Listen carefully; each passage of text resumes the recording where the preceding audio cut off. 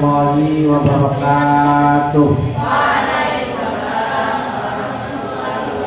Alhamdulillahilladzi an'ama 'alaina bi ni'matil imani wal islam. Asyhadu an la ilaha illallah wa asyhadu anna Muhammadan abduhu wa rasuluh. Allahumma shalli ala Muhammadin wa ala alihi wa ashabihi ajma'in. Amma ba'du, faqala Allah ta'ala fil Qur'anil Karim. A'udzu billahi minasy syaithanir rajim. Bismillahirrahmanirrahim. Walladzina tabawwa'ud dara wal iman min qablihim yuhibbuna man hajara ilaihim wa la yajiduna fi sudurihim hajatan mimma utu wa yu'thiruna ala anfusihim walau kana bihim khassasah wa may yuha tuha nafsihi faulaika humul muflihun. Sadaqallahul azim. Ayat yang tadi barusan dibacakan terdapat di dalam surat Al-Hasr ayat 9 yang artinya orang-orang yang meninggalkan kota Mekah menuju kota Madinah, mereka berbekal iman kepada Allah Subhanahu wa taala, kemudian mereka selalu tolong-menolong dan memberikan pertolongan kepada saudara-saudaranya yang membutuhkan pertolongan, walaupun orang-orang yang menolong ini sebenarnya dalam keadaan susah, walau kana bihim khassasah. Maka Allah Subhanahu wa taala memberikan janji kepada orang-orang yang muhajirin dan orang-orang ansor yang berjuang menegakkan agama itu dengan kelapangan hatinya dan kekuatan jiwanya.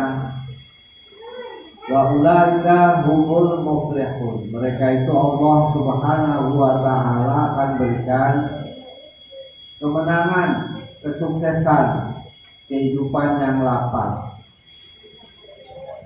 Nah, ayat ini kalau kita pelajari bersama-sama memberikan tuntunan dan petunjuk kepada kita semua dalam hidup berbangsa, dalam hidup bermasyarakat, dalam hidup bersosial, untuk mewujudkan terciptanya tatanan kemakmuran, kesejahteraan yang dirasakan bersama-sama dalam kehidupan ini. Terlebih-lebih ketika umat atau masyarakat atau bangsa itu menghadapi pandemi, menghadapi taun, menghadapi musibah bersama seperti yang akhir-akhir ini masih dirasakan pandemi COVID-19 oleh bangsa Indonesia. Bahkan bukan hanya oleh bangsa Indonesia saja, tetapi oleh seluruh umat manusia sedunia. Dalam catatan terakhir itu, orang yang meninggal karena COVID itu jumlahnya sudah kurang lebih 90 juta. Dan yang terpapar itu 200 musibah. Banyak seluruh dunia ini. Bukan hanya dampak kesehatan yang menimbulkan kesedihan, kegundah-gulanaan,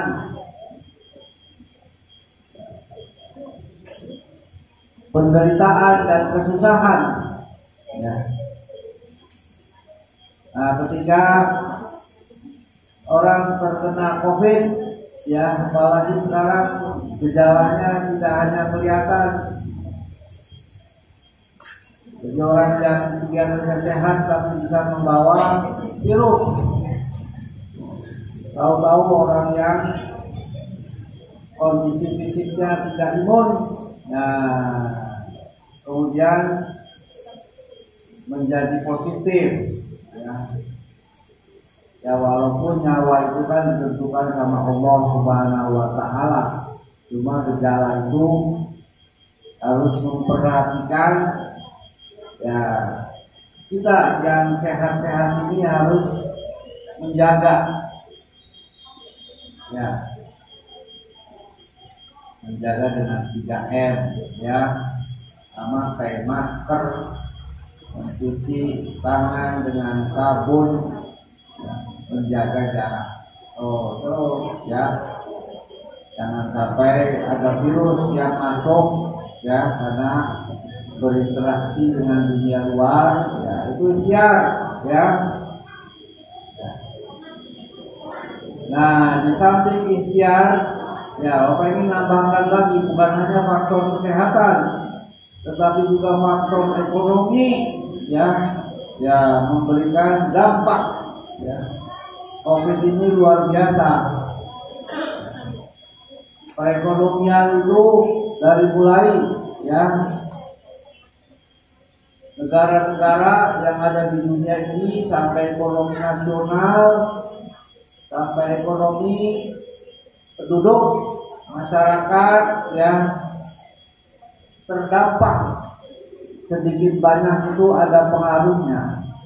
Jadi pertumbuhannya menjadi tidak lancar. Nah, ini pun juga adalah kegundah-gulanaan. Ya. Nah, bukan hanya ekonomi tapi juga politik. Jadi masyarakat yang lapar itu kemudian sedikit banyak terpengaruh, terlebih berkembangnya informasi teknologi. Ya, banyak kemudian pengangguran, banyak orang yang iseng, ditambah lagi sekarang itu orang ya dapat cari uang dengan cara menebarkan informasi. Ya informasinya dibikin yang kira-kira menarik saja, yang kadang-kadang tidak realitas. Yang penting ya menjadi subscriber, ya. Orang yang pada ikut kemudian ya mencet bel, ya, kemudian mendapatkan penggemar. Kalau sudah jutaan, jangankan jutaan, ya ribuan saja itu dapat fee, ya lumayan dapat tambahan daripada susah-susah ekonomi begini, ya. Yang punya keahlian menjadi subscribe itu kemudian ya bikin-bikin aja informasinya nggak tahu berapa, ya. Yang penting orang lihat, ya. Nah itu semua adalah dampak-dampak yang terjadi akibat daripada musibah. Nah kemarin, ya ketika Nabi Yunus alaihi salam ya, tidak timbul di dalam dirinya kesadaran, maka kegelapan, kegelitaan itu akan dirasakan terus ila yaumil qiyamah.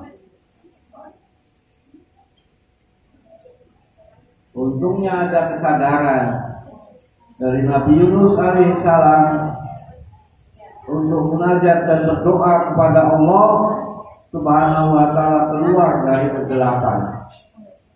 Nah, pandemi ini adalah kegelapan, kegelitaan. Nah, di samping kita berdoa kepada Allah Subhanahu wa taala, ya, la ilaha illa anta subhanaka inni kuntu minadz zalimin. Yaitu berdoa dengan menguatkan ketauhidan pada Allah Subhanahu wa taala, membersihkan hati dari segala kebencian, subhanaka, mensucikan Allah Subhanahu wa taala dan menjauhkan dari kezaliman, sikap aniaya terhadap sesama manusia. Maka kemudian setelah 40 hari Nabi Yunus alaihissalam dikeluarkan oleh Allah Subhanahu wa taala dari az-zulumatu muraqabatu, kegelapan yang berlipat-lipat, kegelapan langit, kegelapan laut, dan kegelapan perut kita. Nah, ada satu lagi yang disambung, yang ditunjukkan Allah Subhanahu wa taala juga di dalam Al-Qur'an,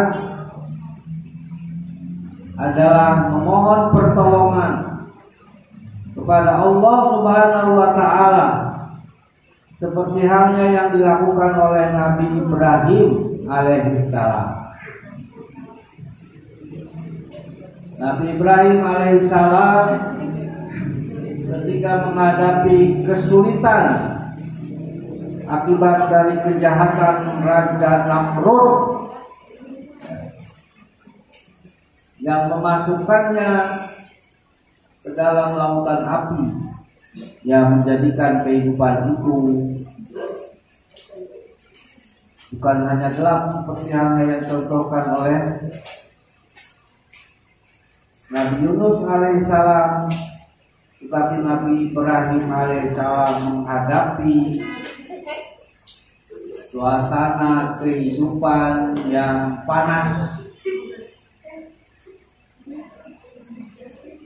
Ada seorang pujangga filosof dari Pakistan.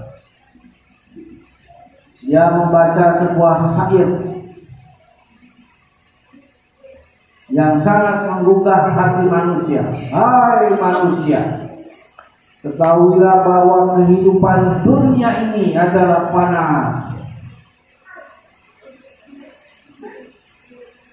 dan panasnya kehidupan dunia ini melebihi panasnya api Raja Namrud ketika membakar Nabi Ibrahim alaihissalam. Itulah Muhammad Iqbal membaca puisi yang indah. Tetapi ketahuilah wahai manusia, kehidupan yang panas itu akan berubah menjadi dingin, menjadi sejuk ketika kita memiliki keimanan sebagaimana keimanan yang dimiliki oleh Nabi Ibrahim alaihissalam. Dengan keimanan yang kuat yang dimiliki oleh seseorang, iman kepada Allah Subhanahu wa taala, apalagi dilengkapi dengan kesalehan sebagai seorang nabi, ya sudah barang tentu seorang nabi adalah orang yang soleh, maka kehidupan itu akan menjadi sejuk dan damai, sebagaimana sejuk dan damainya Ibrahim ketika berada di dalam lautan apinya Raja Namrud. Ya naru barda wa salama ala Ibrahim. Wahai api, api itu adalah juga makhluk Allah, seperti halnya juga gelap itu adalah juga makhluk Allah Subhanahu wa taala. Maka ketika Allah Subhanahu wa taala perintahkan kepada makhluknya, apakah kegelapan, apakah kesulitan, apakah suasana keras, panas, maka kemudian si api itu, si panas itu berubah menjadi bardau wa salam. Maka di dalam Al-Quran surat Ali Imran ayat 173 Allah Subhanahu wa taala lagi menekankan zikir dan doa seperti zikir dan doanya Nabi Ibrahim alaihissalam hendaklah bisa dijadikan alat untuk mengatasi segala kesulitan yang dihadapi di dalam kehidupan. A'udzu billahi minasyaitonir rajim. Bismillahirrahmanirrahim. Alladzina qala lahumun nas innan nasa qad jama'u lakum fakhshawhum fazadahum imana wa qalu hasbunallahu wa ni'mal wakil. Ya Allah Subhanahu wa taala menggambarkan bagaimana perjuangan Nabi Shallallahu alaihi wasallam ketika menghadapi musuh-musuh yang jahat, manusia-manusia yang zalim, makhluk-makhluk yang ingin merusak tatanan kehidupan manusia, merusak kedamaian, merusak ketenangan, merusak kesejahteraan. Karena memang sifat manusia itu jahat. Innal insana lazalumun kafar. Kebanyakan manusia itu adalah zalim dan kufur. Allah Subhanahu wa taala sudah memberikan nikmat kepada manusia itu dengan nikmat yang tak terhingga, dengan nikmat yang tidak bisa dihitung-hitung. Tetapi kebanyakan manusia itu tidak bersyukur kepada Allah Subhanahu wa taala. Innal insana lazalumun kafar. Apabila kamu menghitung nikmat-nikmatku, kata Allah Subhanahu wa taala, nikmatku, ya, la tuhsuha, tidak akan bisa menghitung. Cuma manusia itu sifatnya ada innal insana lazalumun kafar. Sudah dikasih nikmat dan kesenangan, dikasih pekerjaan, dikasih jalan hidup, kemudian yang terjadi dalam dirinya adalah dendam, kemudian melakukan kezaliman kepada sesama manusia. Nah, demikian pula itu orang-orang Arab jahiliyah yang kufur, yang ingkar kepada Allah Subhanahu wa taala.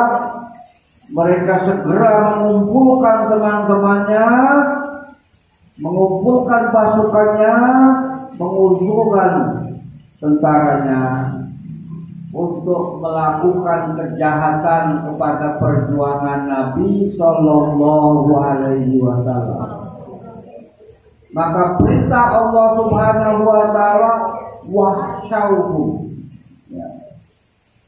Kamu adalah takut kepada Allah Subhanahu Wa Taala, hanya takut kepada Allah Subhanahu Wa Taala, dan mintalah pertolongan kepada Allah Subhanahu Wa Taala. Wa qala hasbunallah wa ni'mal wakil. maka mintalah pertolongan kepada Allah, karena Allah adalah sebaik-baik zat yang memberikan pertolongan. Mintalah pertolongan kepada Allah Subhanahu wa taala. Pasti Allah Subhanahu wa taala memberikan ketenangan dan kemenangan. Ya, minta kepada manusia itu belum tentu dikasih. Lebih baik minta sama Allah Subhanahu wa taala. Nah, inilah orang-orang Muhajirin dan orang-orang Ansor itu, ya. Mereka menghadapi segala macam kesulitan dan kesulitan, kesusahan dan kesusahan itu adalah dengan meneguhkan iman. Walladzina tabawwa'ud dar wal iman. Ya. Jadi mereka rela meninggalkan rumahnya, meninggalkan dagangannya, meninggalkan kesenangan-kesenangan duniawiyahnya. Untuk apa? Untuk mendapatkan iman kepada Allah Subhanahu wa taala. Gimana caranya mendapatkan iman kepada Allah Subhanahu wa taala? Insyaallah seperti yang kalian lakukan ini. Malam-malam kita bangun berdoa, bertahajud kepada Allah Subhanahu wa taala. Sambil kita melakukan ibadah kepada Allah Subhanahu wa taala. Iyadatul ibadah, menguatkan ibadah kepada Allah Subhanahu wa taala. Yang kedua adalah menguatkan hidayah kepada Allah Subhanahu wa taala, dan yang ketiga adalah menguatkan ilmu, memohon kepada Allah Subhanahu wa taala. Surah isi dari surat Al-Fatihah. Surat Al-Fatihah itu tiga. Ya. Qiyadatul ibadah wa qiyadatul hidayah wa qiyadatul ilmi. Jadi kalau orang yang membaca Fatihah, meresapkan Fatihah, kalau sholat itu adalah baca Fatihah, itu adalah dalam rangka qiyadatul ibadah, qiyadatul hidayah, qiyadatul ilmi. Ya, menguatkan hidayah. Dari mulai ya, Bismillahirrahmanirrahim. Alhamdulillahirabbil alamin. Ar-Rahmanirrahim. Maliki yaumiddin. Itu adalah isinya qiyadatul ibadah. Ya. Kemudian ihdinas siratal mustaqim. Itu ada di tengah, itu namanya qiyadatul hidayah. Siratal ladzina an'amta 'alaihim ghairil maghdubi 'alaihim waladdallin. Itu namanya qiyadatul ilmi, ya. Nah, jadi kalau kalian yang lakukan dari mulai ya puasa sunnah, kemudian disiplin dalam sholat zuhur, asar, maghrib, isya, subuh, bahkan ditambah malam harinya bangun dengan qiyamul lail, pagi harinya sebelum bekerja, sebelum belajar duha. Nah, itu adalah qiyadatul ibadah. Nah, kemudian kalian berkreasi di situ, ya, menggunakan seni, menggunakan nyanyi, menggunakan prestasi. Itu namanya adalah qiyadatul hidayah. Ya, harus sama-sama. Dan kemudian masuk sekolah di situ, ya, sekelas menghafal, itu namanya qiyadatul ilmi. Nah, insyaallah, ya. Walladzina tabawwa'ud dar wal imana min qablihim. Nah, kemudian yang kedua, jangan lupa di sini itu kita berada dalam sebuah sosial, ya, society, masyarakat pesantren. Ya, apa kerjanya ya, tolong menolong di situ. Ada rezeki orang tua kamu, ya ada rezeki ke sini, bawa martabak, bawa kerupuk, bagi ke teman-teman. Nah, namanya berbagi, jangan dimakan sendiri, ya. Doain orang tuanya, ya Allah, mudah-mudahan dapat rezeki yang banyak supaya bersedekah sama anaknya. Ayo sodako li ahli, bilang sama orang tuanya sebaik-baik sedekah itu sedekah sama anak, sama keluarga, ya. Nah, kasih sedekah dari orang tuanya, namanya ngasih nafkah, sedekah juga, ya. Dan kadang-kadang benar itu orang tua tuh, walau kana bihim khososoh, walaupun dia susah dia pengen ngasih aja sama anaknya. Ya.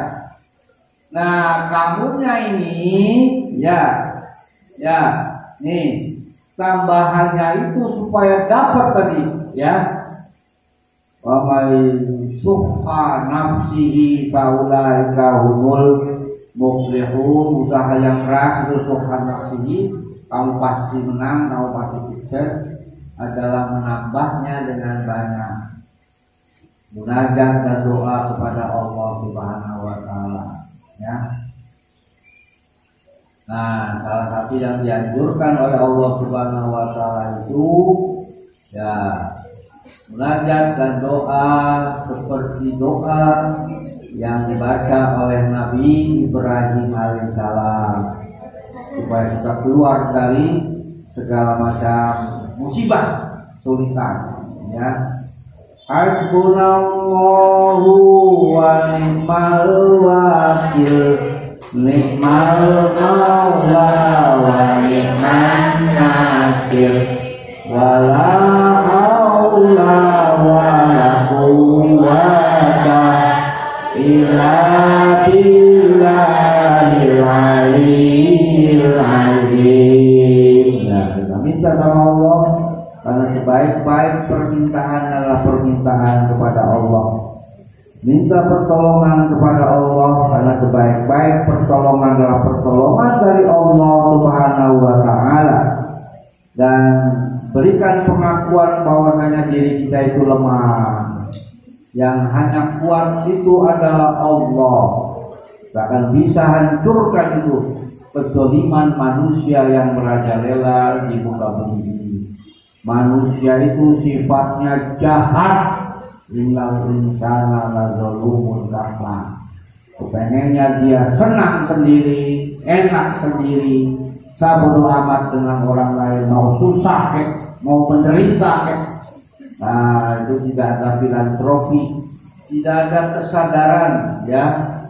Sebagai bangsa itu nggak ada itu, ya. Makanya kemudian mereka itu yang dipikirkan adalah status apa, jabatan, jadi apa, supaya apa dia bisa jadi apa itu supaya bisa meras rakyat. Mau rakyatnya susah mau apa, yang penting kamu harus bayar. Itu zalim itu, nggak bersyukur. Misalnya dia jadi pejabat, jadi segala macam, pada dipilih rakyat, ya.